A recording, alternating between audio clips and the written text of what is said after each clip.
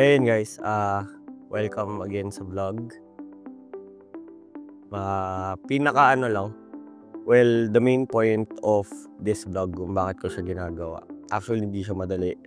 Huge shoutout sa team ko dito behind the camera lens, si Direct Joey Sports tsaka si Jenso. Pero the main reason why is gusto ko talagang gusto kong pakita kung ano yung value ng strength and conditioning, kung ano yung value niya to each player and to improve yung quality ng performance ng sport sa Pilipinas. Kasi I do believe na we have a lot of athletes out there na very talented. There's a lot of athletes out there na sobrang sipag, pero I'm not saying na we really need na makita yun ng karamihan, di ba? Lalong-lalo na with training, whatever you do in the dark shows in the light kapag game day. Pero I do believe na if people will see how much it will take for you to succeed, and at the same time kung makikita nyo yung efforts ng bawat players kapag wala sila sa court, I feel like it's really have a big impact sa sports in general. So, and at the same time, to all aspiring athletes out there, I know meron lang limit yung audience or reach natin. Pero as much as possible, we want to help you guys out na okay, magkakaroon kayo ng idea, di ba? So, it's not saying na kung ano yung ginagawa ng mga pros na makikita nyo or ng players na pinopost yung training nila, gagayahin nyo na yun. Kasi, syempre, iba-iba yung katawan ng mga tao, different needs, different injury histories. So, pero, at least you will have an idea kung ano ba talaga yung dapat gawin, or for yourself, you want to take your own research, or if you want to reach out to a trainer or professional that will help you, at least, di ba, you have an idea kung ano talaga yung bagay na dapat gawin. So, yun lang naman yung main reason nun. And, ayun, gratefully, there are people surrounding me that supports that vision. And I hope maging tuloy-tuloy ito. Kasi of course, at the end of the day, it always boils down kung gaano ka consistent sa isang bagay. So with training ba yan, with business, or with this ginagawa mo yung pag-educate sa mga tao, it all boils down sa consistency. So I hope you do support this vlog and you share it as much as you can sa mga friends nyo na alam nyo makakatulong yung mga videos na to. And yan, sana I hope to see you guys soon. Train tayo.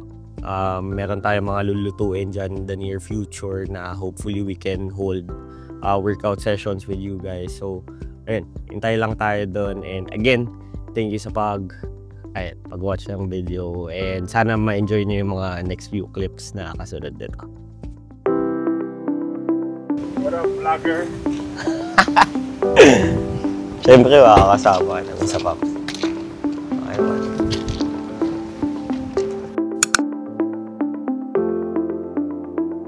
This is Troy Rosario of Ginebra, San Miguel.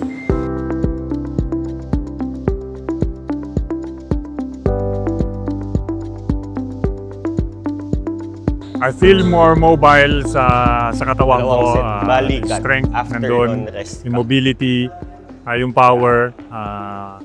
Simula nag-start ako kay Coach Noel, talagang tinututukan niya ako. So hindi na siya iintayin. And ang laking tulong sa karir ko kasi habang patagal yung karir ko, medyo yung katawan ko medyo nagbabago na, hindi na ganun kalakas, pero at least na maintain ko yung pangangailangan para sa maging maganda yung laro ko sa support. Bilis pa.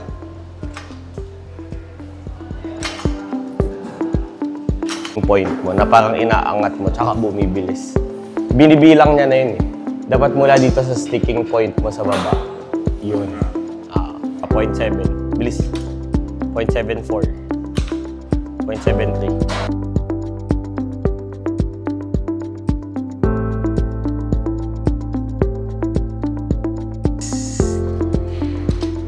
0.74.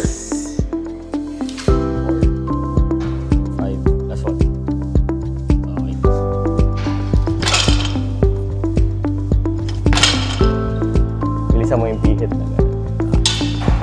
Yan, good. 2 more reps. Last one. Magigiba sa'yo yung attachment. Hindi built para sa'yo eh. Go. Last one. Sige. Good. Last one. Nice one.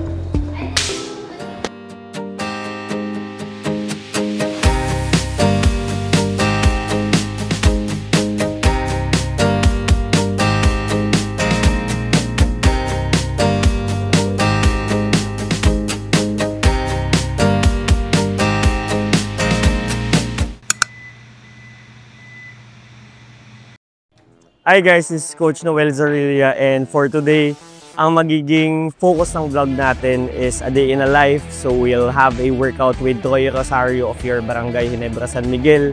Tapos afterwards, go straight tayo dito sa Ronac para sa tune-up game namin. So with our team, Blackwater Bossing against them. It's gonna be a fun day kasi we'll see some clips of behind-the-scenes training and yung games and some of the things na naman nangyayari sa game with our team. So, panoorin nyo yung mga susunod.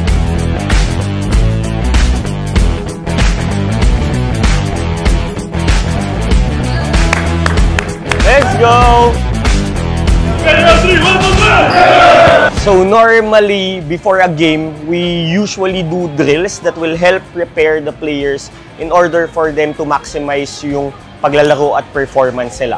So either we'll lift weights, of course, we'll do some mobility drills, activation, we'll lift weights, and we wanna ensure na okay yung katawan nila mag-all out sa mga plays and movements na gusto nilang gawin sa court. And mostly, if a player has some nagging pains or minor injuries, we also try to address it together with our physical therapists or physiotherapists, mga PTs namin, si Coach Jules saka si Coach Pro. Shoutout sa you guys. So, together as a sports medical team, together with my other strength and conditioning coach colleagues, Coach Andre, lahat kami nagtutulungan, and we always communicate it to Coach Jeff kung ano yung physical state talaga ng mga players namin.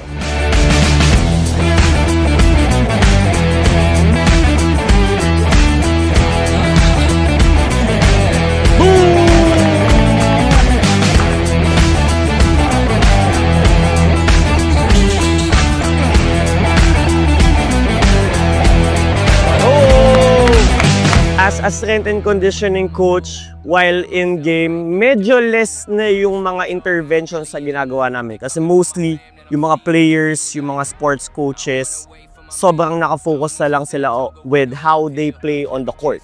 Pero isang role na kailangan namin gampanan pa rin is kailangan we're very vigilant in terms of if nakita namin na may alanganin na movement si player, and at the same time, each move or each play, kailangan nakabantay kami para at least, knock on wood, if ever may mangyari, alam namin kung paano nangyari yung injury na yun, and we can early address it, and at the same time have specific or tamang interventions para at least if they are really an important key player sa team, they can go back sa game and makapaglaro pa rin sila. Wait for my food, cook it up myself, I ain't do it to be rude. Cause the small talk, I ain't really in the mood. If they coming for my fam, then I'm Steve with a few like I don't wanna wait for my meal. I don't need some Saratoga water or pill. Every case closed, I ain't worried about it. I'm real, man, it really ain't a game. Okay, so I hope na-enjoy nyo yung vlog natin for today.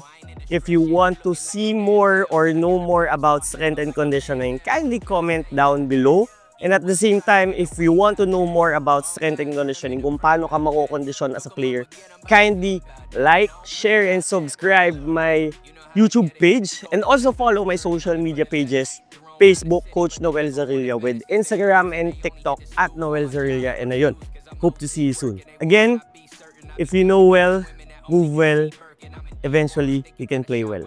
See you!